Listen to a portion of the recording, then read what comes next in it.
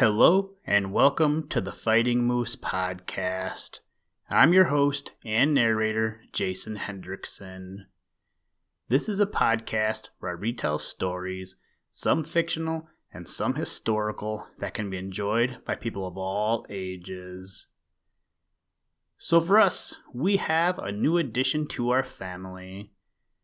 On Friday, we adopted a 20-pound fur baby who really isn't going to stay a fur baby forever. We adopted a Giant Schnoodle whose name is Gracie. Now, in case you are wondering what a Giant Schnoodle is, it's a mix between a Giant Schnauzer and a Poodle. So we went from having our miniature Schnauzer to having a Giant Schnauzer. I guess we like going from one end of the spectrum to the other. Anyway, she has been a great dog so far, and coming up, we have puppy classes, so she doesn't become a naughty puppy, which is what our story, or rather our poem, is titled today. Today's poem is titled Naughty Puppies, and the author is anonymous. Being that we are only doing this poem, it will be a short episode today. I hope you don't mind. Now, let's turn to today's poem. I hope you enjoy. Let's begin. Liftoff. We have a liftoff.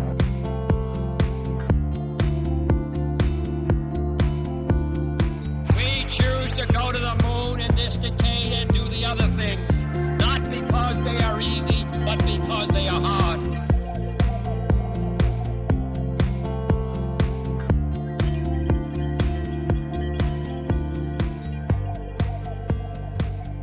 The Naughty Puppies. There were two little puppy dogs, Tiny named and Toodles, who got into all kinds of scrapes like little foolish noodles. Tiny was a brownish dog, and Toodles was a white one, and Tiny had a cunning eye, and Toodles had a bright one. Tiny played all kinds of tricks, for which his parents chid him, and Toodles did, poor foolish pup, whatever Tiny bid him. "Come, Toodles," Tiny said one day, "it's bright and pleasant weather. We'll go and fight the turkey cock," and off they went together. But all their courage oozed away when the turkey cock said gobble. They both turned tail and scampered off as fast as they could toddle.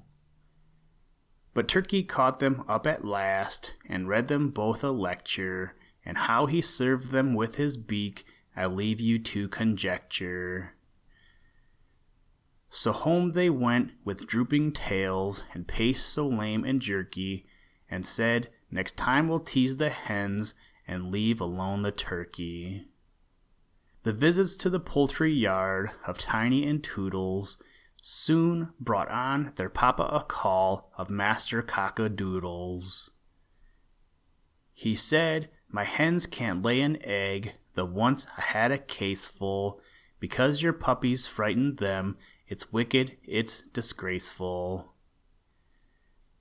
But let them venture once again, my hens to chase and worry, and I'll receive them in a way, shall make them sad and sorry." Toodles heard this and crept away, and in the straw lay quiet, but Tiny yelled till the cock marched off, disgusted with the riot. From bad to worse went these naughty pups, it's almost past believing, but yet I assure you 'tis a fact, that now they took to thieving. They soon fell into bad company, and certain unprincipled poodles, and idle mongrels and bob-tailed curs were the consorts of Tiny and Toodles. They let these bad dogs into the house, where a pot of milk was standing, in quest of which they scampered upstairs as far as the first floor landing. But Betty the cook was scrubbing the stairs with a mop and a pail of water, and Tiny ran off with his head in the pot, while the rest yelled out for quarter. Now little Miss Jane had a Persian cat whose fur was soft and silky, whose tail was long and whose eyes were blue, and whose color was white and milky. This was a quiet, good-natured cat, and Master Tiny knew it. He said, "I'll frighten her out of her wits, just watch me, Toodles, I'll do it." So he ran at Puss with a yelp and a snap, as fast as he was able, across the paddock and through the yard and over the fence by the stable. But Puss turned suddenly, scratched his nose, and set him yelling and weeping, and Tiny owned with a rueful face that he'd wished he'd left her sleeping. Punishment follows folks who play tricks, although they hope to keep clear of it. The puppy's bad conduct was told Papa, who was mightily grieved to hear of it. For Papa was a grave, respectable dog, faithful and full of affection, and the farmyard was safe from robbers by night under his steady protection. So he said, "To cure you of pranks like these, I condemn each little sinner to stand and look on for 3 whole days while I eat up his dinner. And to show you I mean to mend your ways by every means in my power, you shall both learn how doth the busy bee improve each shining hour."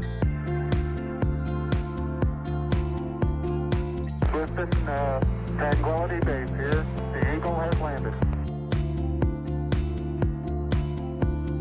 That's one small step for man, one giant leap for mankind.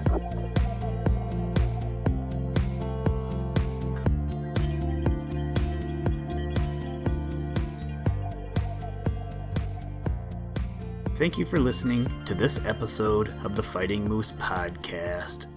Please join us next time as we read another exciting story. Today's music was provided by the artist Analog by Nature, and the audio clips were provided from NASA. For more information to download and or listen to audio or materials from all our recordings, or to contact us, please visit www.thefightingmoose.com, or you can follow the links in the show notes. If you enjoy the podcast, please leave us a review wherever you get your podcast or on iTunes, and tell a friend. Thank you for your patronage, and as always, try and do a random act of kindness every day. Mission complete, Houston. After serving the world for over 30 years, the space shuttle turned its place in history.